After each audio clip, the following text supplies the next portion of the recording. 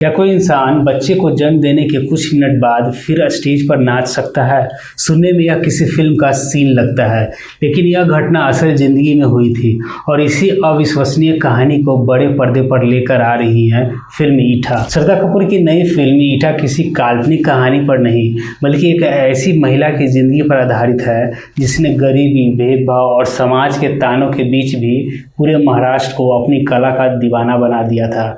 लेकिन सवाल यह है, आखिर कौन थी मीठाबाई और क्यों उनकी कहानी आज भी लाखों कलाकारों के लिए इंस्पिरेशन है। ईटा दरअसल महाराष्ट्र की महान तमाशा और लावनी कलाकार मीठाबाई भावमांग नारायण गांवकर की जीवन यात्रा पर आधारित एक बायोपिक फिल्म है। फिल्म में श्रद्धा कपूर उनका किरदार निभा रही हैं। कहानी 1940 के दशक से लेकर 1990 के दशक तक उनके संघर्ष, सफलता और निजी जीवन को इसी फिल्म में दिखाया जाएगा। उस दौर में तमाशा सिर्फ मनोरंजन नहीं था, बल्कि महाराष्ट्र की लोक संस्कृति की पहचान थी। लेकिन इस कला से जुड़े कलाकारों को समाज में सम्मान कम और भेदभाव ज्यादा मिलता था। मीठाबाई ने बचपन से ही मंच पर काम करना शुरू कर दिया था। उनकी आवाज, अभिनय और मंच पर मौजूदगी इतनी प्रभावशाली थी कि लोग घंटों तक सिर्फ उन्हें देखने के लिए दूर दूर से आते थे। धीरे धीरे वह तमाशा की सबसे बड़ी स्टार बन गई। लेकिन ईटा सिर्फ एक कलाकार की सफलता की कहानी नहीं है, ये उस समाज का आईना है। फिल्म 3 बड़े मुद्दे को सामने ला सकती है: कला और कलाकारों के सम्मान की लड़ाई, गरीबी और सामाजिक भेदभाव और एक महिला का अपने आत्मसम्मान के लिए संघर्ष। यही वजह है कि यह फिल्म सिर्फ बायोपिक नहीं, बल्कि भारतीय लोक कला और महिला सशक्तिकरण की कहानी भी बन सकती है।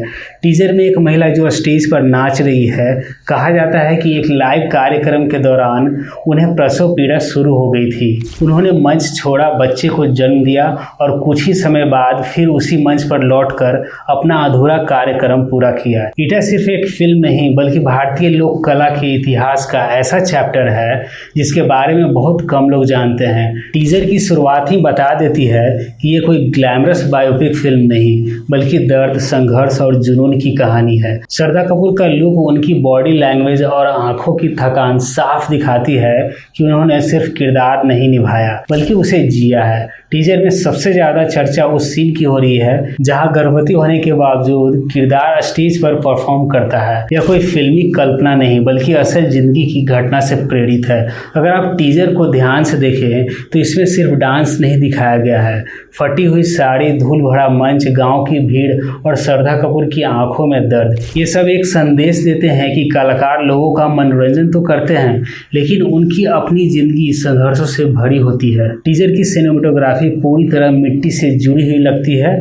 इसमें चमक दमक कम और रियलिटी ज्यादा है। यही वजह है कि यह किसी कमर्शियल फिल्म की बजाय एक रियलिस्टिक बायोपिक का एहसास देता है। सबसे दिलचस्प बात यह है कि फिल्म का नाम ईटा भी ईटाबाई के नाम बीटा के स्थानीय उच्चारण से लिया गया है, जो उनके जीवन और पहचान को और अधिक प्रामाणिक बनाता है। अगर पूरा ट्रेलर और फिल्म भी इसी तरह की इमोशनल डेप्थ बनाए रखते हैं तो ईटा सिर्फ श्रद्धा कपूर के करियर की सबसे दमदार परफॉर्मेंस नहीं होगी, बल्कि भारतीय लोक संस्कृति और उन कलाकारों को एक सच्ची श्रद्धांजलि भी साबित हो सकती है जिन्होंने तालियों के पीछे अपना पूरा जीवन कुर्बान कर दिया।